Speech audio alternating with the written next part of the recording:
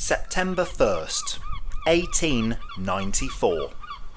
It's the opening day of the 1894-95 Football League season, as eager fans make their way to the public houses for their pre-match ales. There is a sense of optimism on Wearside. In the previous season, Sunderland had just missed out on winning their third successive league title, finishing runners-up behind a rising Aston Villa side. Undeterred, the aim for this season was to reclaim their crown as champions of England. The first hurdle, last season's third-place finishers, Derby County. Unbeknownst to the crowd beginning to gather at Newcastle Road Stadium, there was a rather large problem. Around 70 miles away at York Railway Station, the referee appointed for the game, a Mr. Tom Kirkham of Darwin, had missed his train.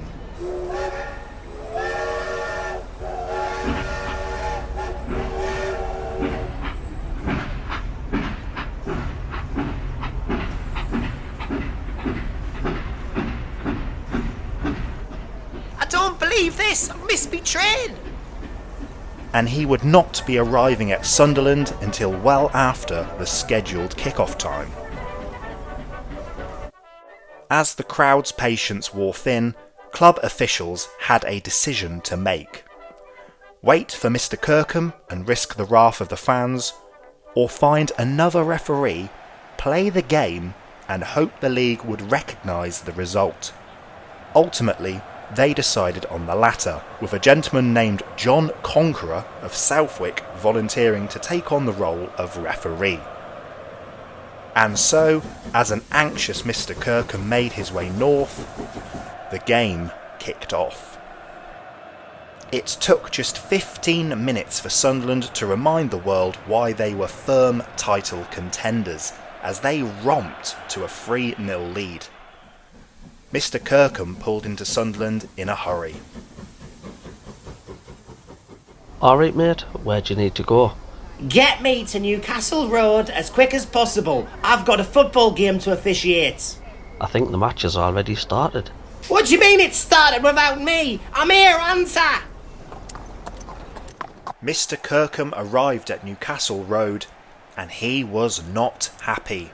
Look, you've only got yourselves to blame. All you had to do was wait for me to turn up, but you had to start your bloody game, so guess what? You're going to have to do it all over again.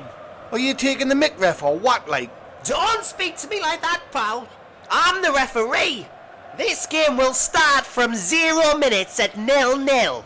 To the dismay of the players and manager Tom Watson, he ordered the game restart and be replayed in its entirety. This meant instead of kicking off for the second half, they would instead be kicking off for the first half again. This information didn't quite reach everybody in the stadium. Well, I went to the toilet at half time, so I didn't realise the match had restarted. I thought I was watching the second half, so after 45 minutes, the ref blew his whistle. I went straight to the pub thinking we'd won. After 10 minutes, I started wondering where the rest of the lads were. I didn't know if I was going mad, or if everyone else had made a mistake. This particular fan missed a goal fest as Sunderland picked up where they left off, and ultimately they won the official game 8-0.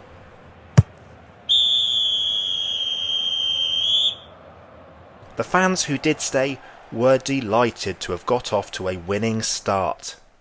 As the fans who stayed for the game finally got to leave Newcastle Road Stadium and go and meet their friend at the pub for their celebratory beers, they were delighted to have got off to a winning start, though their wives were not overly impressed.